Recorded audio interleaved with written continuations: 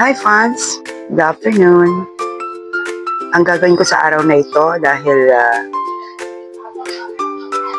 wala akong time lumabas ay pakulay ng buhok. Yes, kasi medyo puti na yung buhok ko. DIY. Color my hair. Ang pinili kong kulay ay yung chocolate brown kasi hindi ako bagay sa mga matitingkad na kulay o kaya yung mga sample yung mga violet. Paus ako, fans ha, sorry. Green, mga blue, mga ganyan. Pink, hindi siya angkop sa edad ko kasi may binabagayan dyan. Yun. Yan. Hinalo na yung kulay sa buhok ko. So, ito na lang yung nilalagay sa akin. Nakita nyo yung puting hair? Ayan o, puting hair ko. Yan. Tapos, 2 piraso, syempre binili ko para kasya sa akin. Kulang kasi yung 1 piraso. Yan. Binili ko sa Watson yung yung kulay ng hair ko. Actually, hindi naman siya masyado expensive. Mga 54 pesos lang siya 1 piraso. Ayan. O, diba?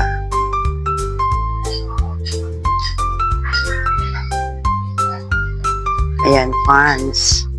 Sa mga gusto magpakulay, pwede nyo naman gawin ito sa marunong. Sa marunong gumawa, hindi sa nanguhula. Siyempre, mahirap na. Buhok natin yan. Baka mamaya makalbo, di ba? Siyempre sa marunong. Yung marunong magpantay, marunong maghalo, at marunong basa ng instruction. Higit sa lahat, importante ay siyempre yung bibilhin mong pangkulay sa buhok, yung hindi masyadong cheap ang price. Siyempre, baka mamaya hindi naman siya kumulay or else masunog o masira ang ating anit, di ba?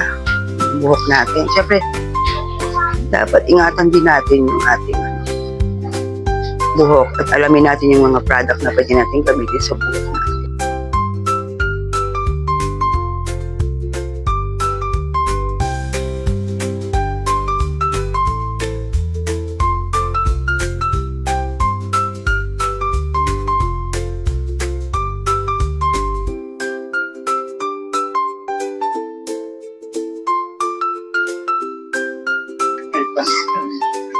Kalagat lang yun.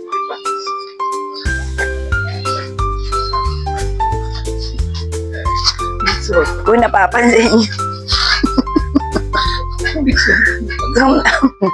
kung napapansin nyo, medyo kasing gas-gas na yung guys, kaya fans naman yung sabihin ko, hi fans, ganyan.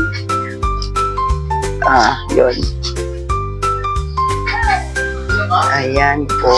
Unahin po na muna natin yan sa tuktok sa ibabaw ng ating buhok sa noo. Dahil dyan kadalasan lumalabas ang mga white hair. White hair. Bago po dun sa kaloob-looban ng ating dyan. And fans, huwag niyo pong kalimutan i-like and share itong YouTube channel ko. Please po, paki-press po ng button bell red na all. Sa mga gusto po manood, salamat po. Support me. Support my channel. Wala akong boses kasi. Ayan po. Ang kalalabasan nitong kulay na ito ay pag naarawan ng buhok mo, ayan, makikita yung chocolate brown. Pero pag hindi po maaarawan, parang lang siya, black lang ang buhok niya. Parang dark na kulay siya, na parang natural lang siya. Pero pag naarawan nga po, ayun, lalabas yung kulay niya, yung chocolate brown. O, diba? Hindi pa rin makikita yun. Hindi na po makikita yung mga white hair natin. Kasi, syempre, gusto naman natin na matakpan yung mga yun. Diba? Eh, hindi naman po natin maiwasan sa ating pagtaas ng edad ang magkaroon ng white hair. And that is the crown of glory. Diba? Sabi nga, ang ating white hair. And it's a blessing dahil nadadagdagan ng ating edad. O, diba? Although, marami tayong mga problems and trials in life. Hindi mahalata kasi inaalagaan pa rin natin ang ating mga sarili. Yan. Yan po ang sabi ng aking lola. Lola. Hello, fans. Yan. Ito na yung kinalabasan ng kulay. Nilagay ko sa buhok ko. Chocolate brown. Ayan siya. Yan ang kanyang kulay. Fans, ayan. Mabot na ako ng 30 minutes. So, kailangan natin panlawan ng kinulayan kong hair. So, alright. Kailangan natin gamitin syempre conditioner. Depende yan sa anong gusto nyong klaseng conditioner. Siguro marami naman yun. Alam nyo na kung anong palmolive, Pantene, ganyan. Tapos, babanlawan nyo muna syempre. Ayan. Ayan.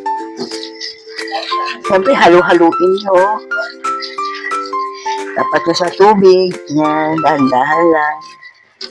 Mabasa yung mata nyo. Kailangan din maingat sa pagbabanlaw. Kailangan alisin nyo muna yung kulay bago nyo lagyan ng conditioner yung buhok nyo. Kasi, andyan pa yung pinaka kulay nyo eh.